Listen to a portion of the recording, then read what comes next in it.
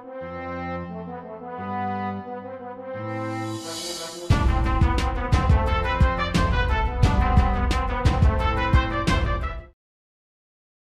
Series के पिछले part में हमने देखा था कि फायर हंटिंग टेस्ट के दौरान शोयन और उसकी टीम के लोग पूरी प्लानिंग के साथ कुछ सीनियर्स को अपने जाल में फंसा लेते हैं, जिसके बाद शोयन और जानन एकेडमी के बाकी सभी नए स्टूडेंट्स उन सीनियर्स से उनकी फ्लेम एनर्जी को लेने के लिए उन पर हमला करना शुरू कर देते हैं। वहीं दूसरी तरफ वो सीनियर जिसका नाम सू शाओ होता है, वो अपने लोगों के साथ एक प्लान बना के शोयन पे अपनी सबसे ताकतवर डोची स्किल से हमला करता है। और अगर अभी तक आपने इस सीरीज़ का पिछला पार्ट नहीं देखा है तो मैं आई बटन और पिन कमेंट के साथ साथ डिस्क्रिप्शन बॉक्स में भी इसका लिंक दे दूंगा, आप वहां से जाके इस सीरीज़ का पिछला पार्ट देख सकते हैं। साथ ही साथ आप हमारे दूसरे वीडियोस को भी ट्राई कर सकते हैं। तो अब आगे तो ये पार्ट शुरू होता है और हम उसी जंगल का सीन देखते हैं जहाँ पे शोयन और उसकी टीम के लोग सीनियर्स की टीम के साथ लड़ रहे होते हैं।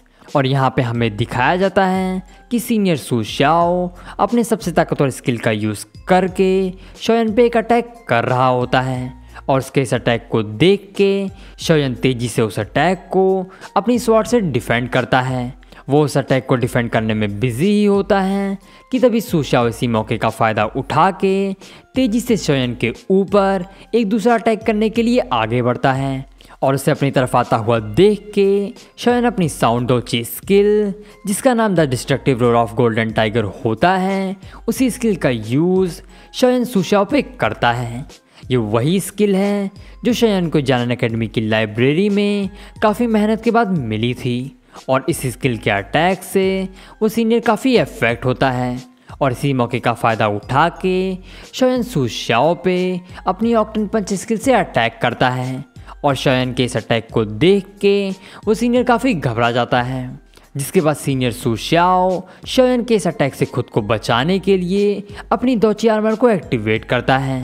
लेकिन शोयन की ये स्किल इतनी ज़्यादा ताकतवर होती है कि उसके एक ही स्ट्राइक से सू शाओ का डोची आर्मर बुरी तरह से डैमेज हो जाता है, जिसकी वजह से सू शाओ भी बहुत ज़्यादा इंजर्ड हो जाता है। और इसी के साथ में शोयन सू शाओ को इस लड़ाई में हरा देता है। और सू शाओ को हराने के बाद शोयन सू शाओ की टीम वालों से कहता है कि सभी लोग ध्यान से सुनो, मैंने तुम्हारे लीडर सू शाओ को इस लड़ाई में हरा दिया है। और अब अच्छा यही होगा कि तुम लोग भी अपने लीडर की हालत देख के चुपचाप हार मान लो और अपने फायर क्रिस्टल टोकन्स को हमें दे दो।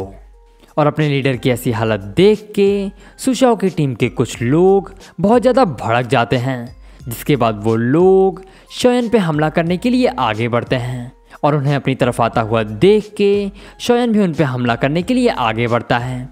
वहीं दूसरी तरफ वो भी उस सीनियर से अपनी पूरी ताकत के साथ लड़ रहा होता है। और शुनर भी सू शाओ की टीम के बचे कुछ स्टूडेंट्स को तेज़ी से निपटा रही होती है। और काफ़ी लड़ाई के बाद आखिरकार शोयन, वुहा और बाइशन तीनों सभी सीनियर्स को हरा देते हैं। और उन सभी को हराने के बाद जानन एकेडमी के सभी नए स्टूडेंट्स शोयन की तारीफ़ करने लगते हैं। वहीं दूसरी तरफ बाइशन ये सारी चीज़ें देख के शोयन से जलने लगता है।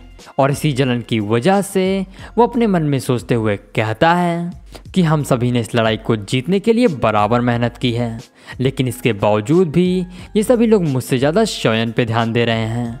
और इसी वजह से बाइशन उस सीनियर जिसको बाइशन ने थोड़ी ही देर पहले हराया होता है, वो उसे जान से मारने के लिए तेज़ी से उस पर हमला करने लगता है।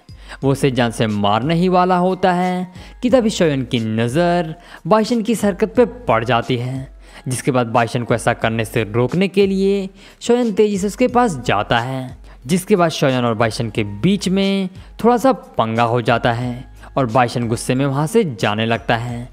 जिसके बाद शोयन उस सीनियर की इंजरीज को हील करने के लिए उसे कुछ हीलिंग पिल्स देता है।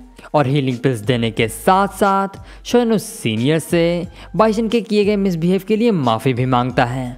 और तभी वहाँ पे उन सीनियर्स की टीम का लीडर यानी कि सू शाओ आ जाता है, जो कि हारने के बाद शोयन को अपना फ्लेम क्रिस्टल टोकन देता है।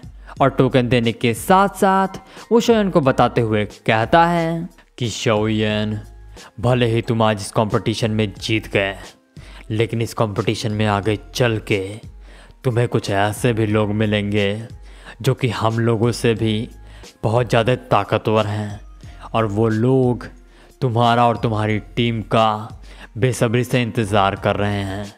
और मुझे डर है कि तुम लोग शायद उन लोगों से ना जीत पाओ। वीडियो पसंद आई हो तो इस वीडियो को लाइक और चैनल को सब्सक्राइब करना ना भूलें।